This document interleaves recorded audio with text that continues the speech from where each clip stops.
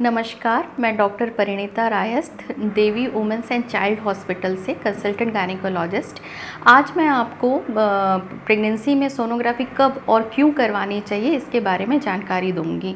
Normally pregnancy में जब भी कोई महिला चेकअप के लिए आती है तो प्रेग्नेंट महिला का और उसके रिश्तेदारों का ये जानना ज़रूरी होता है कि ज़्यादा सोनोग्राफी हमारे बच्चे के लिए हानिकारक तो नहीं होगी।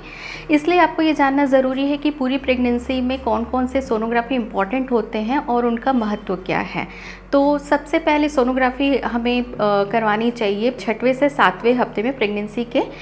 इस सोनोग्राफी से हमें यह पता पड़ता है कि आपकी प्रेगनेंसी सही जगह पर है कि नहीं, कहीं एक्टोपिक प्रेगनेंसी यानी बच्चेदानी के बाहर प्रेगनेंसी होने की संभावना तो नहीं है, बच्चे का ग्रोथ कैसा चल रहा है, साथ ही इससे हम प्रेगनेंसी आपकी डिलीवरी की डेट क्या होगी इस चीज़ का भी हम पता लगा सकते हैं। यह सोनोग्राफी इसलिए भी महत्वपूर्ण है जिनको इरेगुलर मेंसेस की हिस्ट्री होती है, जिनकी शॉर्ट साइकिल है या फिर जिनको 1.5 महीने 2 महीने प्रोलॉन्ग साइकिल है, उनमें डेटिंग स्कैन के थ्रू ही हम डिलीवरी की डेट का पता लगा सकते हैं।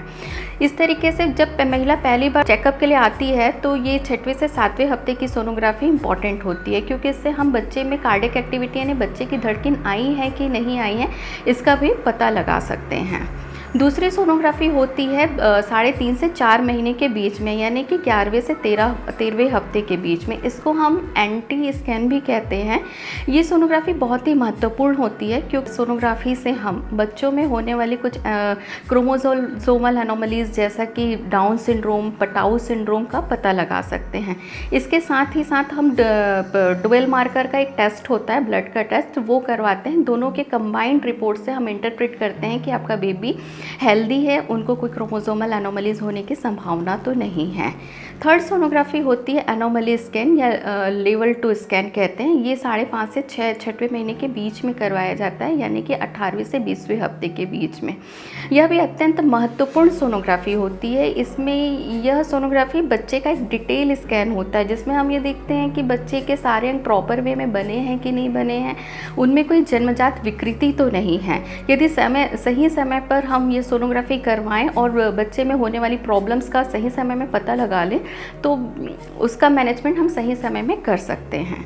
फिर होती है चौथी सोनोग्राफी जिसे हम डॉपलर स्कैन कहते हैं, डॉपलर स्कैन या ग्रोथ स्कैन कहते हैं। ये सोनोग्राफी नॉर्मली 8वें महीने में यानी 32 से 34वें हफ्ते के बीच में करवाया जाता है। इससे हम ये पता करते हैं कि बच्चे का ग्रोथ प्रॉपर वे में हो रहा है कि नहीं हो रहा है, बच्चे की तरफ ब्लड का फ्लो कैसा है। ये तो इस तरह से हम देखें तो पूरी प्रेगनेंसी में टोटल 4 सोनोग्राफी हमको करनी चाहिए।